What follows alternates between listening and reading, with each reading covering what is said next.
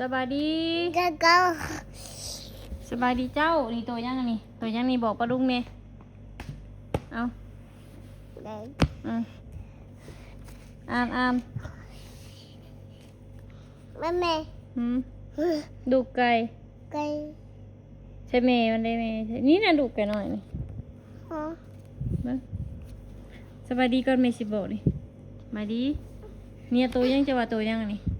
บายดีก่อนบายดีก่อนสิบอกนี่บายดีเอาเพิ่นเฮียนบ่สบายดีปลาดุงบ่แพงเด้นี่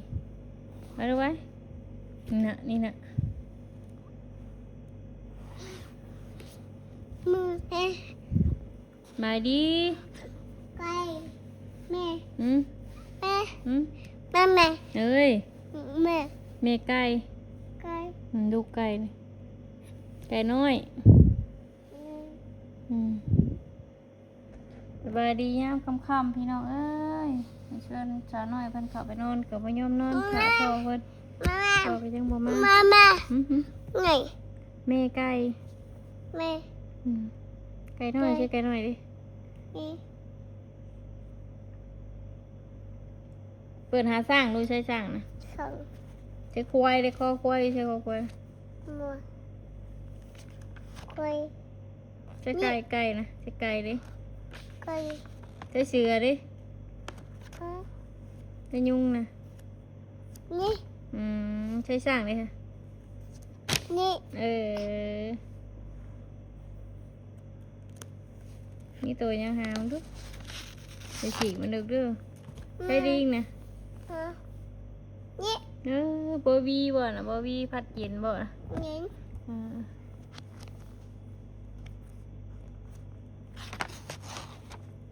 แม่ ห่านหอห่านนี่หอห่านคอยาวนี่ แม่แม่ โอ้ตักน้ ย ำใช่เฮือนเลยใช่เฮือนจะนี่เลยเปิดดูได้เฮือนนี่เฮือนนี่จะฉีกวันขาดไปแล้วนี่อุ้ยก็ชื่อไงหอเฮือน ำเจ้ เก๋โอ้มึงยิ้มมาผิวเนี่ย เดิน บ่ยันมันตายเลย เดิน โอ้ยบางทีมันชิมาเลยน้ำไตมาหามุดนี่มุดด้วยเจนลุกเ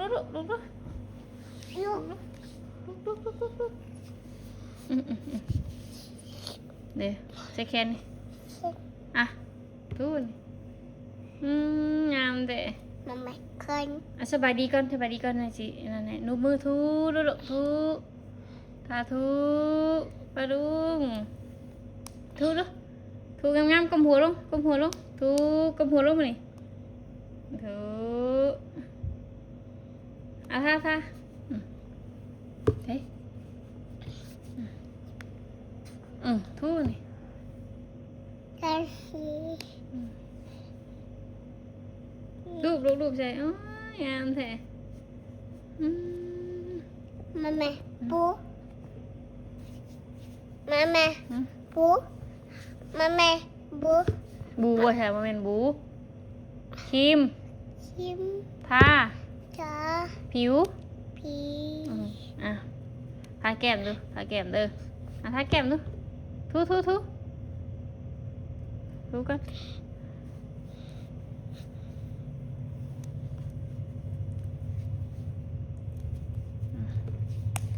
ชิ้นรถไปมาเจ็บทูได้ไหมลูกทูใช้แคน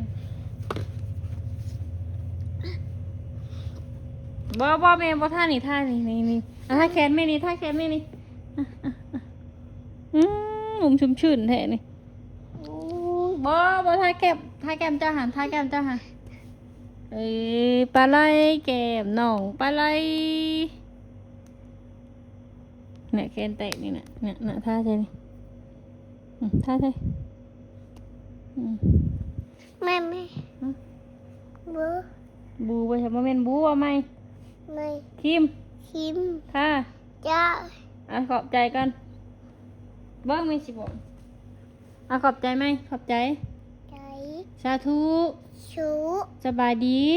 จี หนูมือนำมือออกแบมือทุไปแล้วทุ ท่าจ้าแก อุ้ย จิน ตึกตีน กิน ติดเนี้ยถ้าแก้มมันนี่ถ้าแก้มมีหลายลูกใช่พอเตียงดิ เข็ม ใช่พอนะ ไป ไปใช้ ไปเวีย เปลี่ยน หาเงิน เงิน ซื้อ สู้ นมซื้อนมให้เจนนี่ นี่ กิน กิน ไง ใน ไวไว ไม่ ไปโรงเรียนน้ำมือบิวเป็นคำพูดใส่คือโรงเรียนคือสิขี้ดื้อพี่น้องเนาะน้องวัฒนากับสิเปิดเทอมได้ผลสิข่าวเลยพี่น้องน้องเกนี่103 ปีก่อนพี่น้องเพิ่นยังว่าบ่เป็นบ่เบิ่ง แม่ แก้ม แม่มั้ง ถ้าแก้มจ้าแบบนี้ถ้าแก้มจ้าลูก แม่แม่ ตาแม่บ่แม่บ่พอตู้นี่แจ้งอยู่ป้าอานี่แม่อ้วนบิวนี่ได้พี่น้องเนาะแต่ว่าบางอย่างเพิ่นยังบ่แจ้งรออีกจังไงก่อนพี่น้องเนาะค่าเทอมก็แพงพี่น้องสิจักในใดต้องบิวดี้ก็พังเบิ่งพี่น้องเนาะ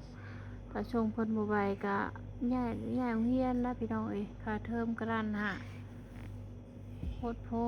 ขึ้นไปเรื่อยๆพี่น้องเนาะแต่ละปีตอนแรกล้านเอสมันขึ้นล้านสามแต่ล้านสามมันขึ้นล้านห้า แม่แม่ นี่เพิ่นว่าแบบสิล็อกเนาะ แม่แม่ อือฮึ โอ้ ทูนี่ทูลูกเปิดฮอดจะนี่มันสิบ่ฮอด2 ล้านเพิ่นบ่พี่น้องเนาะจักบางเทื่อคนเฮาทั่วไปหาเงินค่าเรียนลูก2 ล้านจักสิเอาหยังได้ซื้ออยู่ซื้อกินใช้ปากพ่อแม่เนาะจ่ายค่าเรียนลูกได้ก็แล้วนะข้างเบิ่งน่ะพี่น้องเอ้ยทูลูกเอามือทูน้ำผีงี้ว่าเฮ็ดง่ายโรงเรียนเด้อพี่น้องเนาะสิเพิ่นจะไปโรงเรียนอีกบ้านอีกหม้องนึงข้างเหนือพวกพี่น้องเอ้ย แม่แม่ ถูแก้มถูข้อนี่ถูถูชิบถูงามเถอะ แม่แม่ พันว่าถ้าบ่มีเงินจ้างก็สิได้ย่างเฮียนแน่น้ำพิงเพิ่นว่าคือกันนะพี่น้องเนาะพังเบิ่งน้องบิวคือกันน่ะจ่ายบ่ไปหาเงินบ่ทันก็ แม่แม่ หาหมองมันถึกเพิ่นแหละพี่น้องเอ้ย แม่แม่ ที่หาแสนก็ยังว่านั่นนักเติบอยู่ได้อพี่น้องเนาะอันนี้บ่ขึ้นเป็นล้านห้าไปโตเอาไปช้างที่อยู่ชื่อกินจ่ายค่าเฮียนดูได้กันแล้วจักชื่อนมชื่อเพิ่น ชื่ออยู่ชื่อกินไปโรงเยี่ยนไปเช้าแรงไปฮับกาเพื่อเธอได้เซนกระต้มขนมเพิ่นไปน้องเด็กน้อยเนาะอยู่หน้าโรงเรียนเพิ่นก็มีห้านขายห้านหยังสินะแบะตอนเช้าแบะตอนแรง ดูจิเชียนี่ ทานไม่เก็บนะทานจะกินเฮ่เนาะจะเฮ่เลย นี่ ข้อนนี่เฮ่ แฮะแม่แม่ พ่อได้วันนี้พ่อกับเกชิมาน่ะโอ้คือตีนบ่ แม่เห็น โอ้ยอย่าตีแม่เจ็บจังเลยอย่าเฮ็ดทั้งเสียงรถพอเตรียมมาเลยติดบอกดูติดเคยอ่ะ คือช่อง YouTube พอคือแต่เก่าก็ชื่อใครอุ่นใจอยู่พี่น้อยเนาะบ่แม่บ่ท่าลูกอยู่ท่าแก้มแม่นี่เนี่ยท่าผิวนะชุ่มชื่นใช่ไหมนุ่มเลยผิวนุ่มนะท่าฉลังมือนี่รูปใส่ลูกรูปใส่แก้มบ่มิ้นหอม ห้าม คือYouTube คือแต่เก่ามาจะอุ่นใจพี่น้องเนาะนี่ก็ YouTube กับบ่นี่มานอน โอ้ย ปิดช่อง3 ช่องเอ้ย แม่ หึ แม่แม่ ไหนเนี่ยมดนะลูกพุ่นอะมันไปพุ่นอะเจ๊หมดยังนี่พุ่นอะลายใช่ไหมพุ่นอะพุ่นเจ๊ตีนเจ้าน่ะเจ๊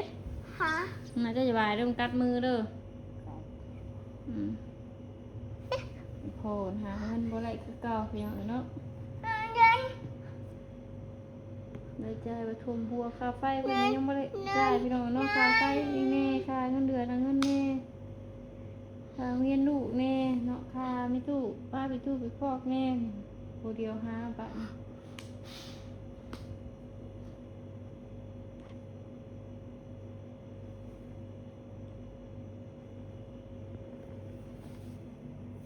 บ่ใช่เอ้ยบิวพันยานมกะ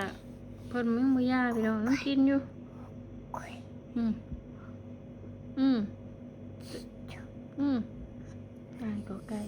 มองหนังทอเสือทอสร้างยอยุ่งรอเด็กไก่มาเลยค่ะแต่บนนู้นจะไปใช่ถามเบิ่งเด้อ นั่น น้ำหากระเดะปลาดุงเอ้ยดินไม่รู้เด่นเฮ็ดมันครบมือคือตอนนั้นหันเฮ็ดเด้อเฮ็ดเด้อ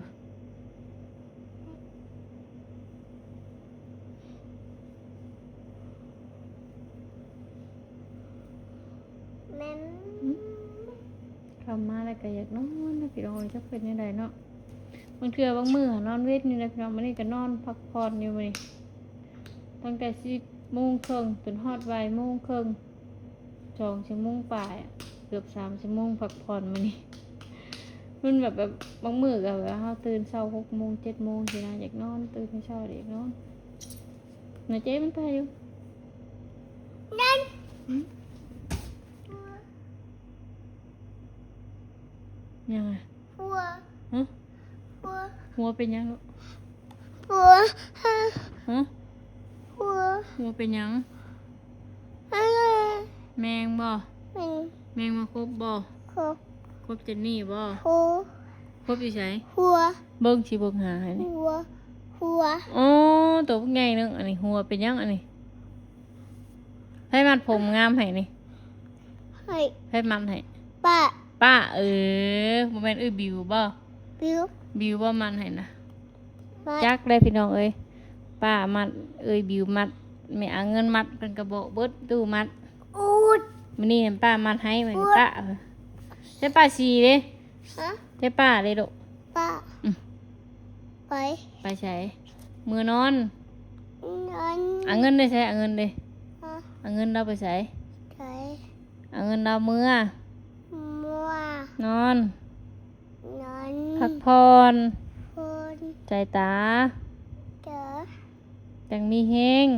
ฉัน มาเอาหลานคนขี้ดื้อ บิว มาอุ้มหลานขี้ดื้อนี่ นี่ อุ้มจนจิวบายแล้วปลาลุงเลย19 โลอุ้มปวดไปแล้วแขนมินยังนะเบิ่งฮะ มามา อืม มิน มินยังมินนี่ดิ เฮ้ มินบายยังนะเจนี่บายยัง ว้าว ตัวอยู่ด้วยเช็ดเค้กให้เอา มาแม่ ให้เค้กมาเช็ดเค้กให้มาเทียนเด้อร้องเพลงก่อน Birthday to you โอ้ จบ เขียนหนังสือไป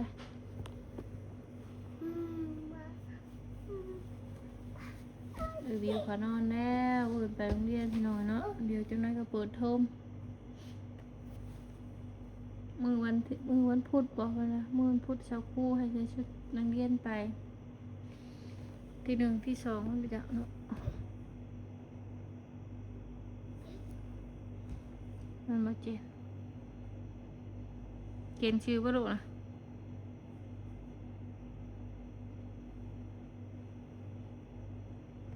เขาว่านอนปะเจนปะอยากนอนพี่น้อยหัวนอนอยู่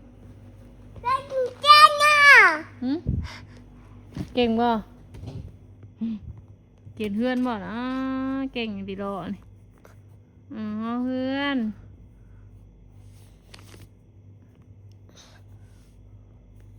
เกมไปชันบ่ซะเฮ็ดมันเปื้อนน่ะ